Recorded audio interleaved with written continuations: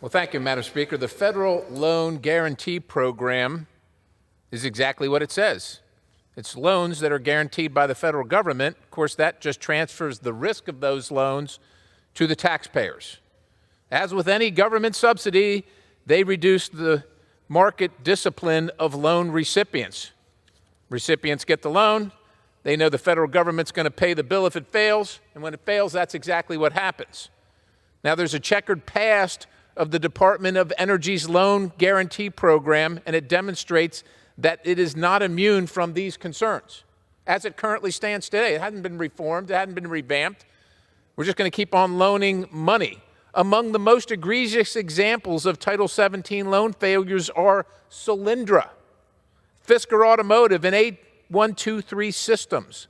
All three entities received hundreds of millions of dollars in loan guarantees before filing for bankruptcy and leaving the taxpayer holding the bag. Filing for bankruptcy, by the way, because they produced things that the American people didn't want, but were forced on them.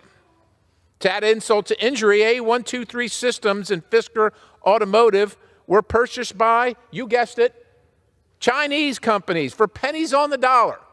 You pay the bill, they get the money, meaning the CCP, the Communist Party of China, was the ultimate beneficiary of our tax dollars and the good people that are working hard every day to pay them those loans.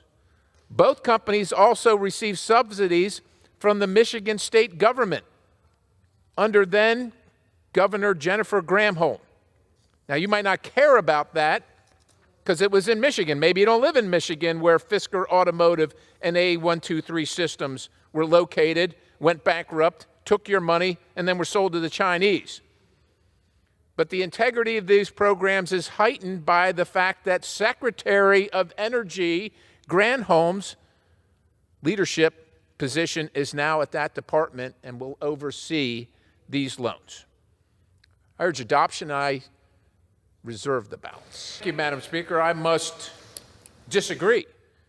The Inflation Reduction Act, so-called, I don't know if anybody's keeping score, but when I go to the grocery store since the Inflation Reduction Act, prices are higher. When I go to the gas station, prices are higher. It hasn't really reduced inflation, but that's another story. But since the Inflation Reduction Act provides approximately $11.7 billion for the Loan Program Office to issue new loans, we're going to keep going. We're just going to unburden the taxpayer. We're going to burden the taxpayer with the potential for these loans to go bad, and they have gone bad. This additional funding raises significant concerns that the program will once again be used as a piggy bank for any administration and the Secretary to reward politically favored industries.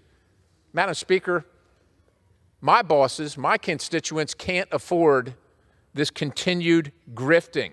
We got to stop the gravy train for these failed green energy companies on the backs of taxpayers. If private industry wants to invest, God bless them.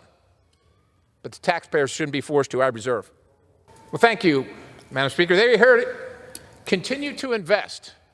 Continue to invest. It's going to continue unless this amendment passes. We're going to keep on throwing good money after bad. We're going to continue to invest in Chinese slave labor. Understand the material that comes to make these batteries, even the material that comes to the United States of America, because, ladies and gentlemen, we don't produce any of our own material here. It's not allowed. It's going to come from slave labor in China. If that's not bad enough, the raw material is going to come from child slave labor in Africa promoted by the Chinese. You're going to continue to invest because you're going to be continued to force to invest in that. This is an easy one, Madam Speaker. The American people are sick of investing in these things that are immoral and unaffordable. I urge adoption and I yield the balance.